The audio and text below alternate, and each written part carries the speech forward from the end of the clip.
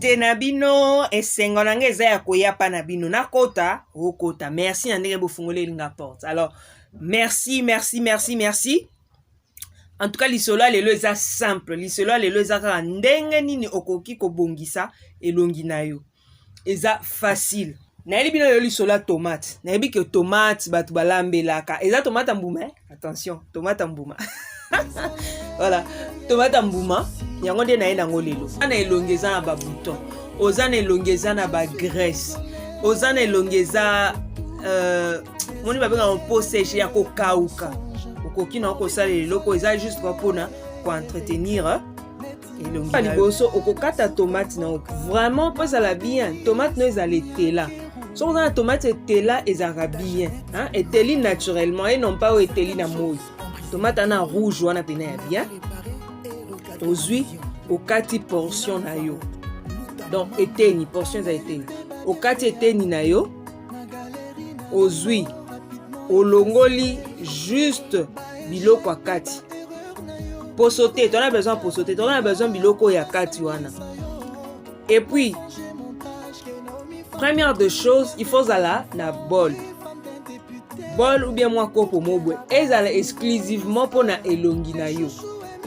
Ezala te ke olambelaka, omelelaka mai, osa non. Ezala exclusivement pour na elongi no po elongi na biso elingaka microbe. Te poza microbe mususu ekangi na elongi. Yango wana ezaka base ya ba bouton, ya ba biloko ebele omona ya salite wana esalaka biso na elongi. Alors pour éviter ça, zala na bol na uniquement pour ton visage. Okozwa tomate na yo okati portion. Omona kana image ndenga na osala. Okati ozwi oya kati wana kaka, otie na kati ya bol wana. Par rapport ozwi curcuma na yo. Curcuma en poudre, hein? Na bi oya mbuma te en poudre. Eteka manango partout. Ozwi mwa lutu wana yo to melisela ba bébé poto. Mwa lutu wana otie 2 cuillères à soupe. Dans 2 lutu wana otie yango tokeli ya teke na bebe zonango soupe te. 2 lutu wana ozwi yango otokeli curcuma na ya poudre. Ozwi o mélange yango na bolo esiko tiaki ba morceau ya tomate na yo. Obandi ko balola. Obandi ko balola. Moni to balola biloko ti. Ozo balola ti ekosala pâte. Eza ya kokanga meza mai te. Okomona ngo esali pâte.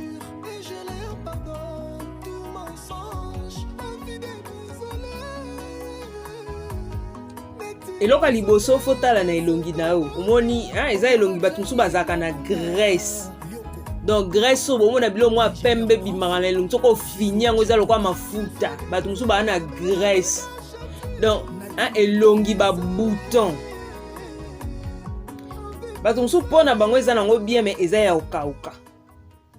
Donc omona neti po eza neti mwa pembe neti mwa makasi ça neti kubuka. Voilà.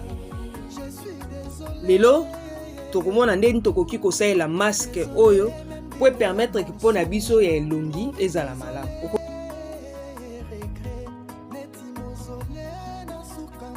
Par après okozwa pâte wana nde yango opakola na elongi. Mais attention, avant kopakola yango faut osokola elongi na yo na mai ya propre.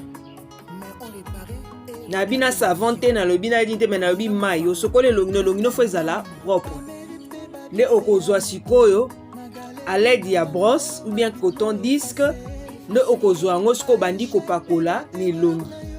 Ekovanda na elongi na yo. Opakoli vraiment na elongi na yo. Malembe elongi mobimba. Attention na misu. Kotia na misu te. Bon, chez certaines personnes peut-être oyo kaneti ezo gratter ba irritation wana, oyo kaneti mukusa. Mususu oyo ka picotement, ezo saneti pilipili mo ezo chuba yo. C'est normal. C'est normal. Sûrement écoute on a ba infection, écoute on a ba moi microbe ande ezo combattre microbe na mbala mo. Oyo ka moi mikusa wana. Mais ezal mikusa ya makasi te. Pour ça mikusa makasi c'est que wana komi allergique.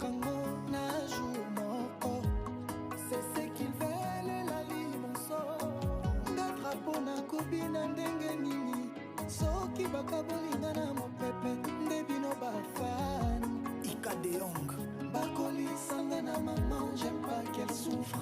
Je n'aime pas avec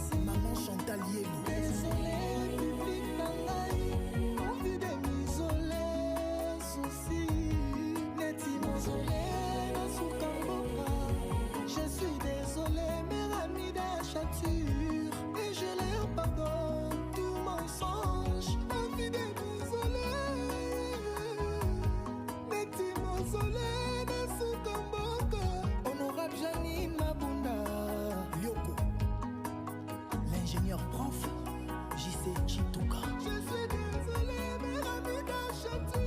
Nadine Mouton. Désolé, on fait m'isoler. M'isoler, souci, neti m'isoler, je suis désolé pour tout. Désolé même de leurs mensonges.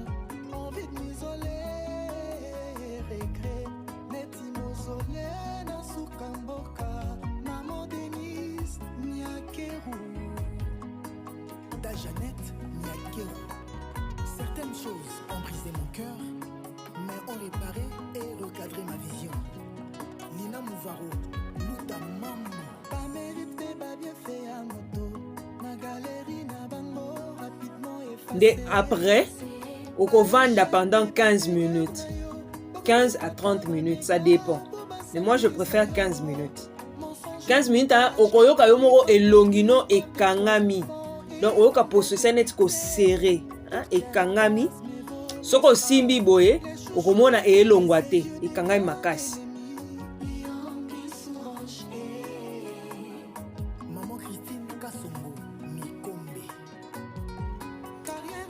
Nde sikoyo okozwa maya propre. Bon, okokosa la maya eau pure, okokosa la maya source, okokosa maya ba bouteille na to tekaka. Soki ezate, c'est la ka maya pompe. Okozwa maya pompe, osokoli elongi na yo. Po olongola masque ochaki na lobite kolala nango. Après okozwa serviette ou bien papier mouchoir. Papier mouchoir n'est pas mieux, pourquoi? Parce que serviette faut osala exclusivement serviette oyo esalela kaka pona elongi na yo. Soko ebiko pakolela opangusela ngo nzoto, ce n'est pas la peine. Salela kaka eloko oyo ebike osala elongi no pour empêcher que microbe euti na nzoto emata na elongi na yo. Nde okozwa oesio monde nga na osala na vidéo nde yo pour osala. Pangusi nde esili nango par après bon. Soki ezaki na tongo olingo bimo soko na normal opako mafuta ndo opakola. So pe ezaki na poko avant lala, osokoli na olongoli na et puis ovandi na yo. En tout cas, merci na bino. Prochainement nde tokosala makambo mususu mi ya lelo tosuki awa. Nde tomonani prochainement na lingi bino mingi bisous kamata.